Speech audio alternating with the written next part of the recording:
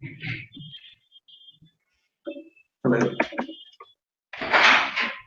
Hello.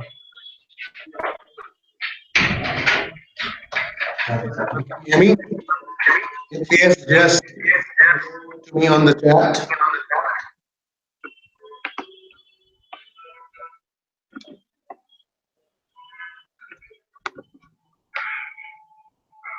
Yeah, Tarun, I think you're right. We'll wait for a few seconds just to make sure the audio is clear and then we'll start.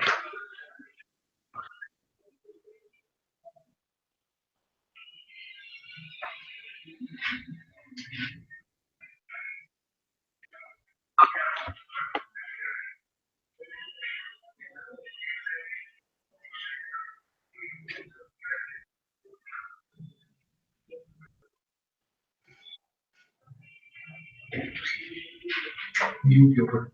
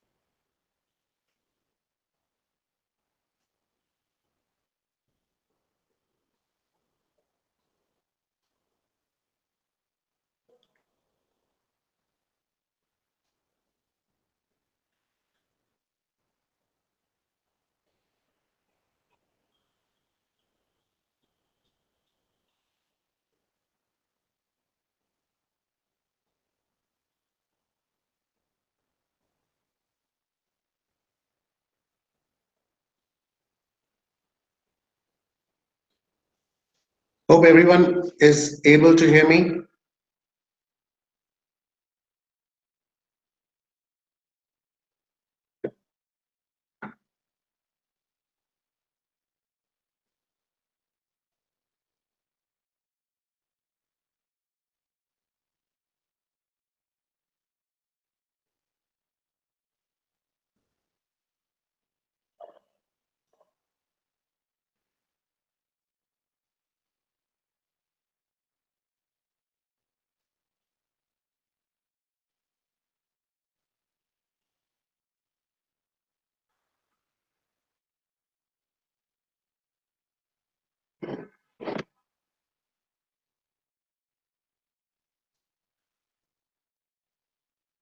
Hope I'm audible to everyone now.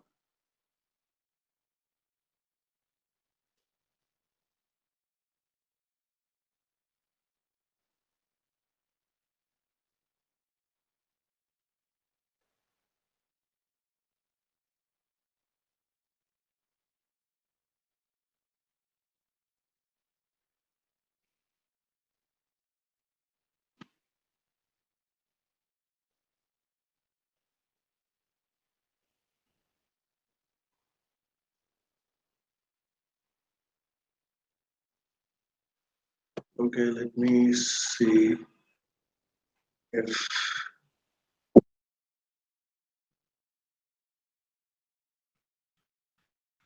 all right.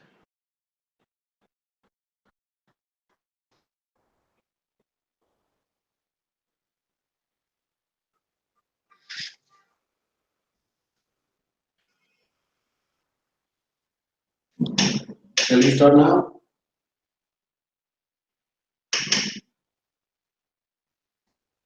Can't see me.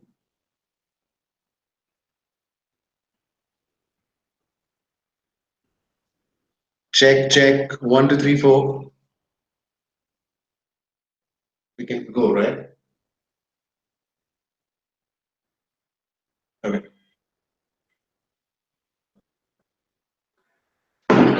Thank you everyone for joining this lesson. And this lesson is all about Hello English webinar. and we'll only talk about IELTS writing, especially the task 2 essay. A lot of people might have taken this exam before, and a lot of people might be trying to appear for one. So here we'll try to cover the essay part and the right approach to get the right score. If you have any questions, feel free to send that in the chat box. I'll try to cover each and every question. I'll try to cover all the questions, right? I'll try to answer them, and let's see how this can be valuable and good for you, right? You might require a lot of practice or less practice, but yes, these things are very much required before you attempt your exam, your IELTS essay, especially. We know that we have listening, reading, writing, speaking, but writing is one of the pain areas where everyone struggles. And I will, by the end of the lesson, I will try to cover the IELTS writing evaluation. The evaluation is very important because you should know how you would be evaluated. Now, when I start evaluation, there are few things that you should keep in mind. How you should do the word management, how you should work on your time management, the frequent topics that you can expect in the exam so that you can prepare in the advance, and how people should choose the vocabulary.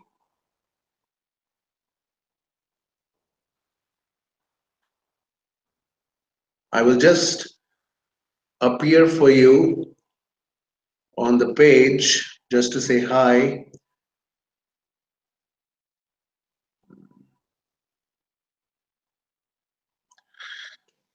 This is Tarun. Thank you.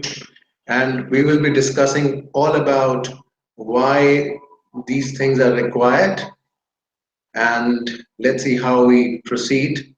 I will again go back to the screen sharing where I have the PPT and all. And if you have any questions, feel free to reach me and ping me.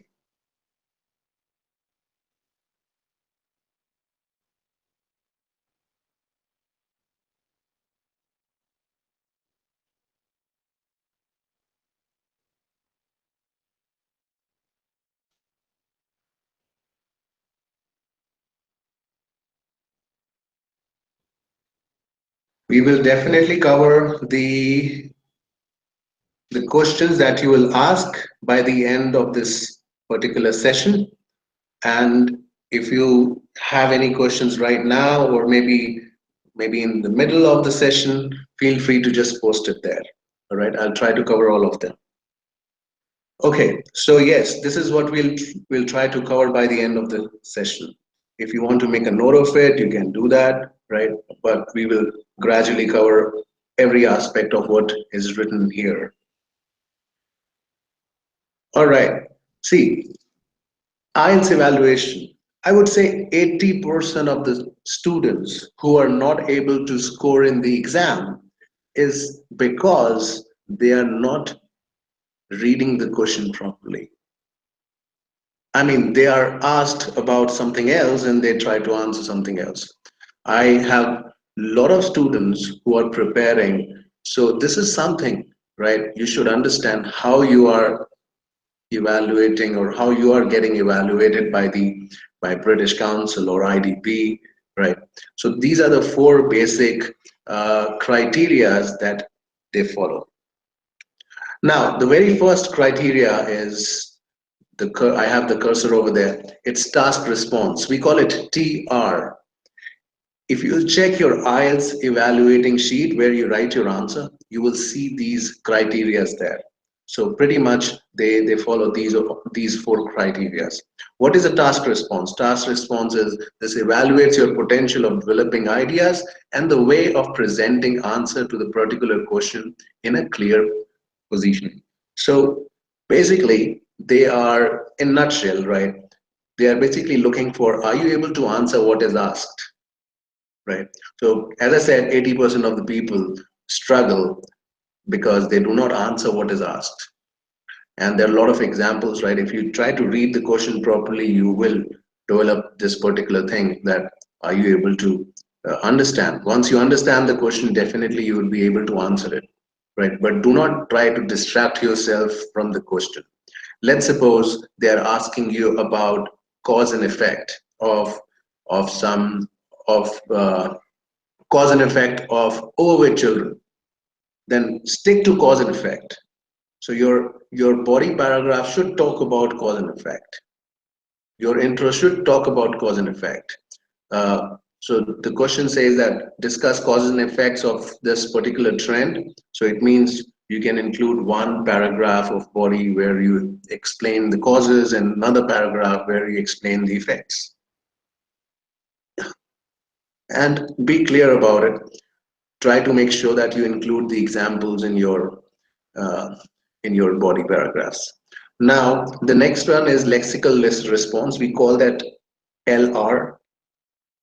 Lexical response is the kind of vocabulary you're using, especially the choice of word that you have.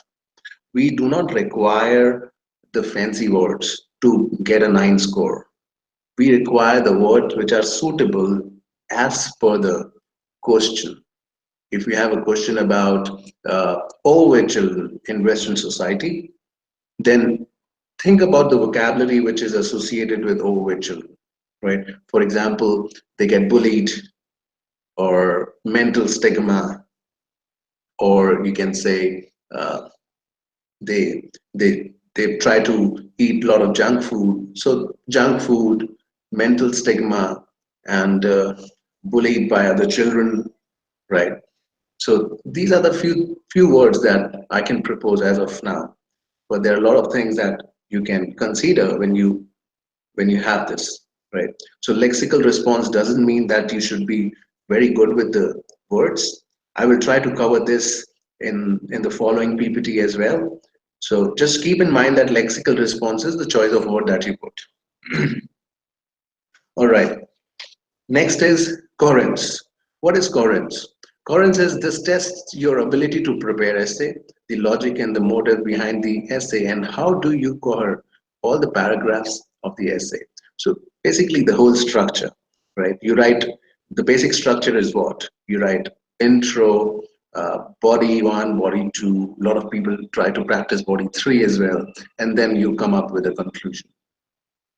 So coherence is nothing but the kind of structure you follow, how you transit from one paragraph to another paragraph. Let's suppose from your intro to body, right? This is what we call coherence, the whole structure, the whole logical answer, right, towards the question, right? At the end of the essay, you should be basically providing the gist in the conclusion, right? It should not be abstract. Grammatical range and accuracy.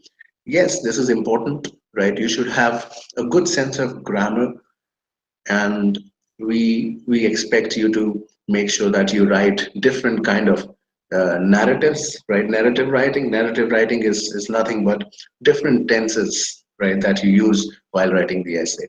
Some prefer to keep it in uh, present simple or all, right? Just try to show your potential. For example, a lot of people come up with not only but also, right? This is a good way to explain. This is a not only but also rule.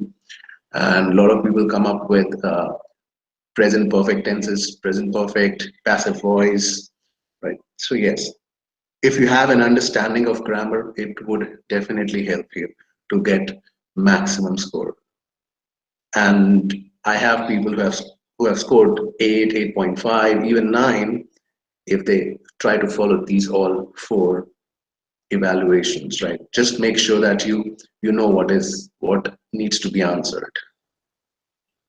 Okay, let's talk about word management. If you have a pen and paper, you can write how to spend your 250 to 280 words. It is not difficult to write them, but yes, I mean, it is not difficult to tell you how much you should include, but definitely it is difficult to put these 250 words across on a piece of paper, right? So it is not easy to spend 250 words on an essay. Now, introduction is normally wherein you should include 50 to 60 words, not more than that. Your introduction uh, should make sure that you have those two very important things. The first thing in the introduction should be the topic. You should explain the topic. That means you understood what is asked. The second thing in the intro is your opinion. So you should know, right? What is your stand? Let's suppose it's about agree or disagree question. Then you should come to an agreement or a disagreement in your introduction.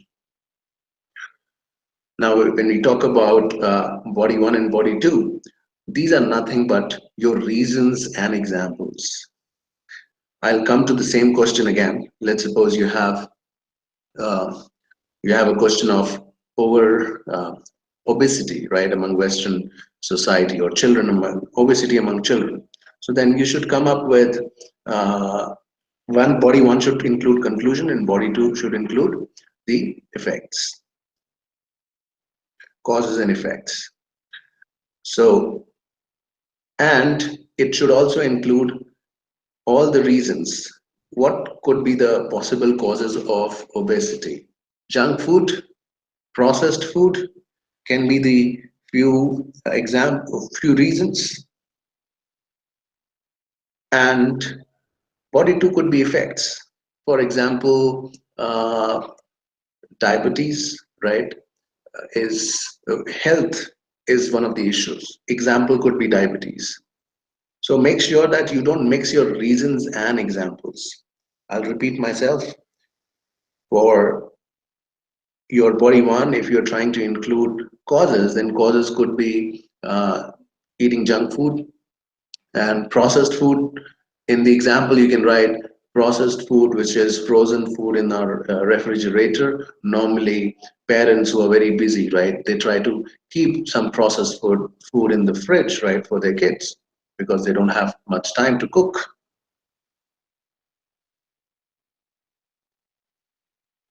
And body two is all about effects. Now, what are the possible effects? So, possible effects could be, yes, health issues, and the example could be diabetes, or example could be that you have maybe you became a couch potato, right? Couch potato is also a good vocabulary to use here. So yes, so you should be coming up with reasons and examples. Two reasons with one example is more than enough for one body, right? And this is what you should do in planning. I'll come to the planning when we'll talk about uh, I'll come to the planning when we'll talk about time management. All right. And conclusion is nothing but trying to give a view in nutshell. Right. So your conclusion is should be a summary, not some repeated or random sentences. Right. It should conclude something. Okay. So again, in the introduction, you will put 50 to 60 words. In body, you will put approximately 180 words. So body 1 and body 2 means 90 plus 90, 180. And conclusion should be 30 to 40 words. That's it. So if you calculate these all things, it'll be somewhere around 260 or 270 words. Don't try to touch 300 words, right? Because it will be too much, to be honest. Yes. Try to include Make sure that you're including less than 300 words in your essay. Okay, I have a question here by one of the students in the chat. I got 6.5 in writing. Is it sufficient for good master programs? Yes, some colleges do accept this score, and it's not a bad score at all, right? It's a very good score, and you got overall 7 bands, right? Which is again, right, is a decent score. So I think most of the universities would expect to accept this particular score of 6.5 or 7, right? So it's not a bad score at all. So you can definitely try for a master program. Uh, if you're trying to go into the Harvard or somewhere else, then possibly it might be a lesser score. You might need 7.5 in that case. But yes, 90% of the universities will accept this exam, this particular score. Okay, I'm coming to the time management, 40 minutes, right? Because this is what the time we are allotted. So in the IELTS exam, we are supposed to write our essay in 40 minutes. Okay, the very first thing is planning. Planning should be basically you should spend only 5 minutes in your planning. Now, what you should plan? You should plan whatever reasons you have for it. I'll come back to the again the same example, obesity among Western children. So planning should tell us what are the causes and what are the effects. So I'll write causes as I told you. So I'll write these few words there in causes. For example, I will write junk food. What are the causes? Causes means how they are getting these things, right? So they're getting obese because of the junk food, and they're getting obese because of the processed food that they find in the refrigerator, right? So these 2 points I have there already. Now, what are the effects? Effects are health, and the example is diabetes.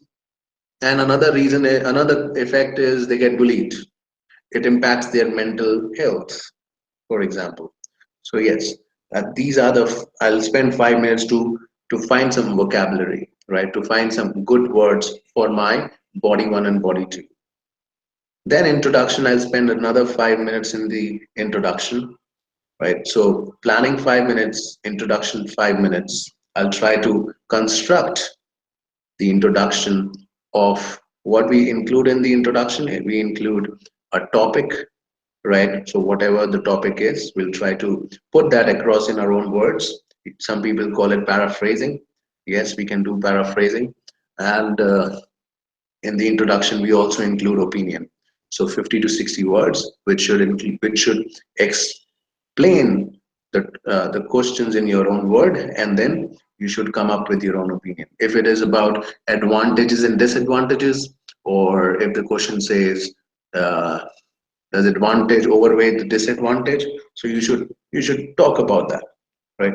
This essay will discuss or anything, right? Anything that is comfortable with you. So uh, body one and body two, you should spend at least 15 minutes with that. And conclusion, you should again spend 5 minutes. So if I calculate 5 for planning, 5 for intro, 15 for body one, body two, and 5 for conclusion, total is 30. Where is this 10 minutes going? These 10 minutes will go in your proofreading. So what will you do in proofreading? You will try to identify your mistakes in proofreading. If you have a good teacher, he can he can tell you what kind of errors you are making, right? For example, one of the students is making errors with the tenses. So he's very bad at tenses, and he always make errors with tenses. So normally you can a teacher can evaluate this, or if you want to do it yourself, you can try that, or any one of your friend can try that for you. So try to make sure that you evaluate what kind of errors you're making. If you're making tenses errors, so in the next writing, make sure you are improvising on your tenses. Or if you're making article errors, make sure you try to improvise on your articles. Uh, so when a student comes to me, the first thing I see is how he's writing. So I get the pattern of mistakes that he's making. So once I understand what kind of pattern he has, or what kind of mistakes he's making, then I try to give him some insight of that particular topic. For example, subject verb agreement is a very good topic, and a lot of people make mistakes. So if someone is making subject verb agreement errors, then I'll try to explain this, and then maybe the next time he'll try to make that uh, try to avoid this error. Okay, and yes, please make sure that you include proofreading every time you write something, right? So proofreading will at least eliminate few of your errors. and there is a good scope of getting a better score. So let's suppose you did your writing in 30 minutes, but that writing would might give you a score of 6, but a proofreading can make it 7, right? So 10 minutes is not a bad amount of time that you're spending in improvising your essay. What you can check in this proofreading, you can check your spellings, you can check your punctuations, you can check your grammar, you can check how, if there is any error, uh, or the structure, is it beautifully written, right? Anything, right? So there are a lot of things that can be considered in that 10 minutes of proofreading. I have another question from Frank. He says, how can I make uh, how can I make adaptable vocabulary within few times? See, there are different common topics that you can come across in the exam. So hardly you have to work on 10 broader sense topic. For example, one of the topics is the most common one is environment. So think about some vocabulary or try to keep some vocabulary in your mind which is related to environment. And then there will be subtopics or sub questions that you will see in the exam. For example, pollution nowadays in the city or traffic nowadays, then you can definitely come up with 2 or 3 words which are already there in your mind related to environment that you can put in, right? This is something you have to be very cautious. Do not try to put fancy words. A lot of people run for the fancy words. We do not recommend you to use fancy words. Why you are giving this IELTS exam? You're giving this IELTS exam to make people understand or make the authorities understand that you are good with this language. But these fancy words are not your regular words that you use. You might not be able to, your essay might not support those words. Your grammatical structure might not support those words. So it is better use something which is very simple but good in terms of choice of word. Now, frequent topics. What are frequent topics? As someone was asking me, right? For example, health is one of the frequent topic, and then you can have subtopics of health, right? There are multiple topics of health. Just make sure that you have a decent vocabulary for such topics. Then environment is one of the topic. It like from last 15 years, right? These are the basic topics, or you can say old topics that we have, and now we are coming up with new topics like youth, right? How should youth contribute towards society, right? uh, Criminal and technology education, these are very common topics. But subtopics, for example, waste recycle is one of the aspect of environment, right? Parenting, right? Parenting is, there could be a lot of questions about parenting, right? How a child should be developed, right?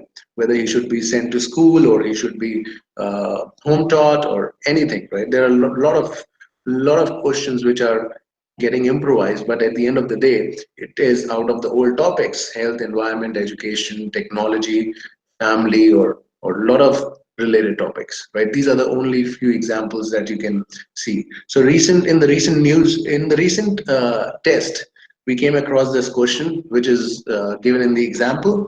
At the present time, the pollution of some countries include a relatively large number of young adult population of some countries, I'm sorry, yes, includes a relatively large number of young adults compared with the number of older people. Do the advantages of this situation outweigh the disadvantage? So yes, you need to, in the introduction, you should come up with a stand. Yes, the advantage overweigh, or you think this disadvantage overweigh. So in the opinion, in your introduction, you should explain what is your stand, and then accordingly you can proceed with your answer. All right, so this one is related to young adults, or you can say youth. All right. Now, how to pick your vocabulary? The choice of word used, right, in your exam. Now, what kind of choice of word, how you should develop your ideas or thought process is very important.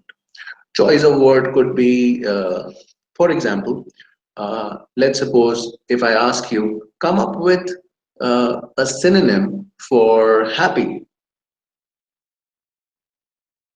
and if you can provide me this answer in the chat box that you have, what are the synonyms of happy?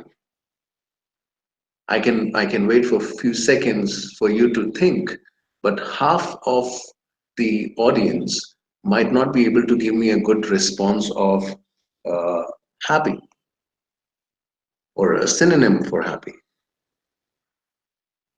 Let's see if I get some answers now. I'll wait a few more seconds.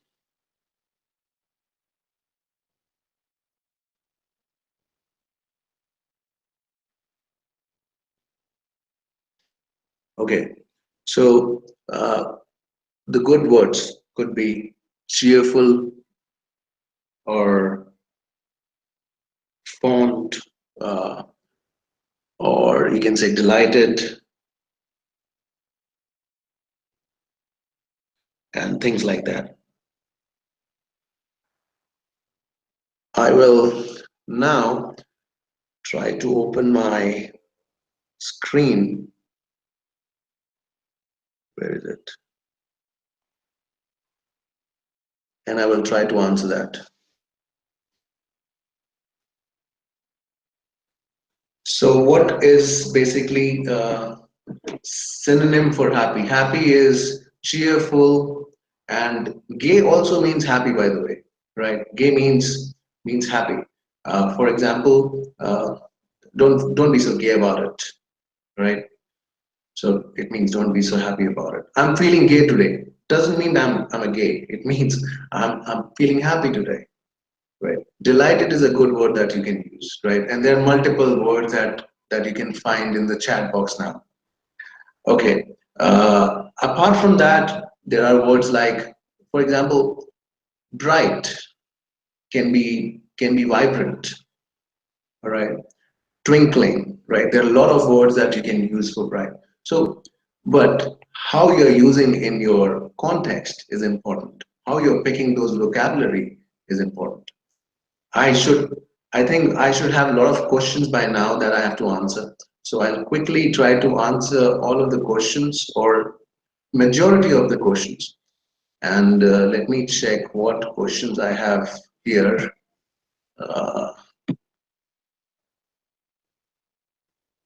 so someone, Himani gave me glad, right, which is a very good word for happy. Yes. Okay. So if you can put some questions on this chat box, if anyone else has this question, otherwise I'll go and I'll try to answer these, right?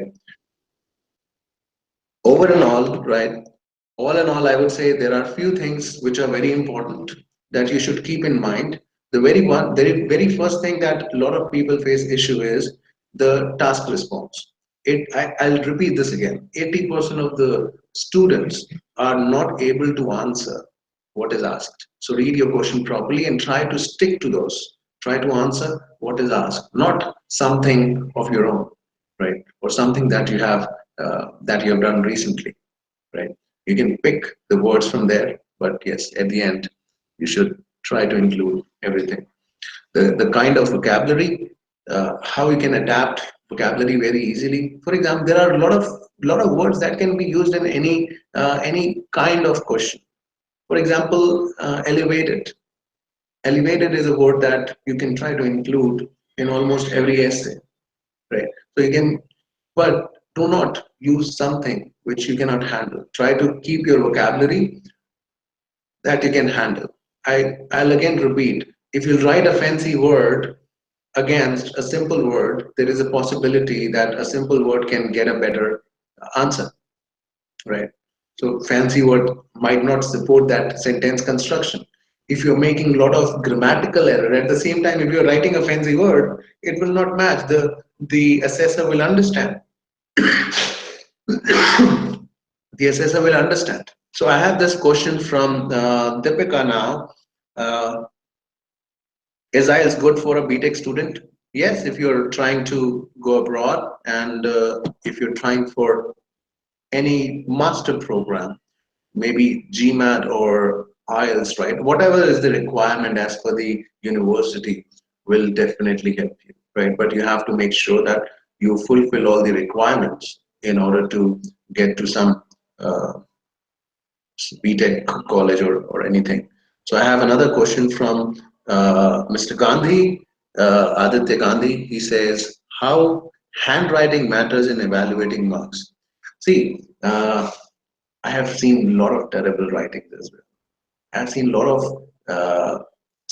your words, right? You might be writing it correctly, but your E might uh, look as A, or so there are a lot of things that writing can change. If you cannot improvise your writing a lot, try to keep it simple.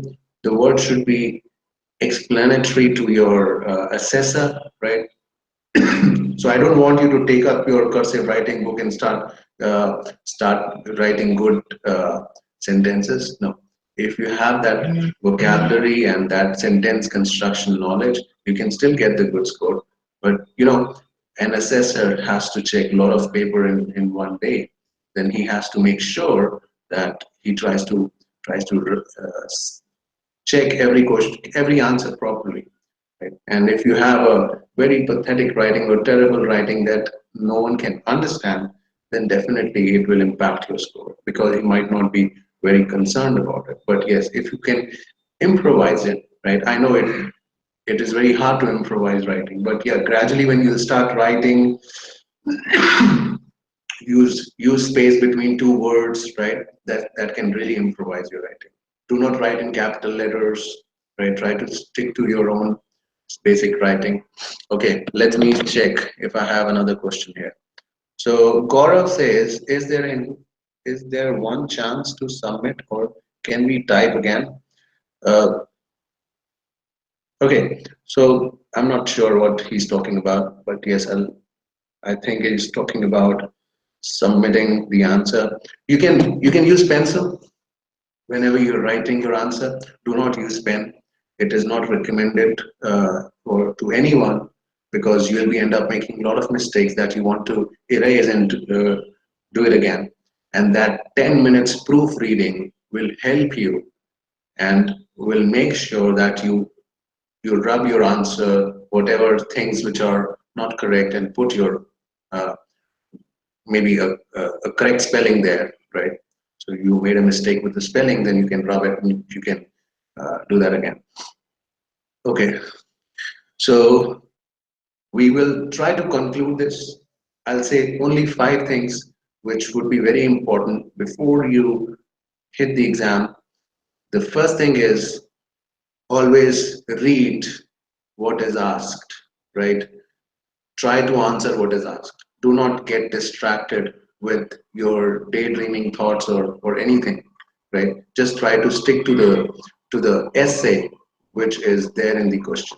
So try to make sure, the second thing is try to make sure that you do not write fancy words. They are not important at all. Only thing which is important is your simple sentence construction, your grammatical sense, and the choice of word according to that. If you try to write fancy words, I hope you support that fancy word with the kind of sentence construction you have. Okay, the third point is you can you can always proofread it. This will change one band, right? If you're scoring 6, it can be 7. Make sure you proofread every writing that you do, right? You can get it checked by someone or get it checked uh, by your friend, family, or your tutor, right? Anyone, but make sure you try to do this. uh, Fourth thing, for your essay, do not write too much or too less. So there is a criteria that you should write within the word limit provided to you. Right? Don't go beyond 300 or 280 words. Last, final thing for your essay, the overall structure. the coherence at the end of that particular conclusion. You should conclude it. It should conclude at the end. You should come to some decision at the end, right? The assessor has very less time, right? But if he sees something different or simple or a thoughtful, you will get definitely get marks, right? A lot of people get stuck with 6.5, but yes, you can definitely get 7 or 7.5 if you try to conclude it properly, right? So your intro and conclusion is as important as your body 1 and body 2.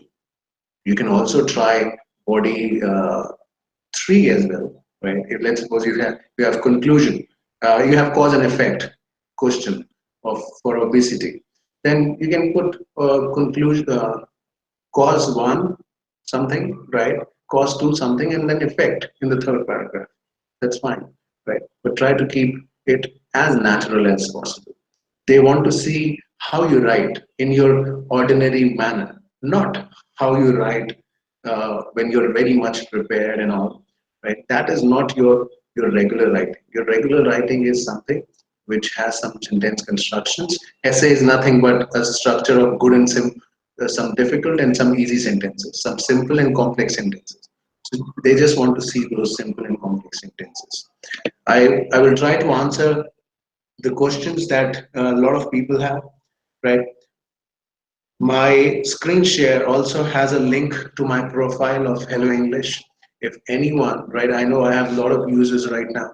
If anyone wants to have a uh, have more sense about this particular topic, or they want this to be their writing should be evaluated, right? Then feel free to. The link is already shared in the chat and in my for my profile, right? You can always get in touch with me. I'm available on Hello English, right? Almost throughout the day. I just try to teach and try to teach everyone the approach, how you can get the better score, right? And trust me, it is not difficult. It's very easy to achieve your desired score. And I wish you get a very good score in your IELTS exam. And thank you so much for being here. Be associated with Hello English. You will find a lot of good stuff here. And have a nice day. Thank you.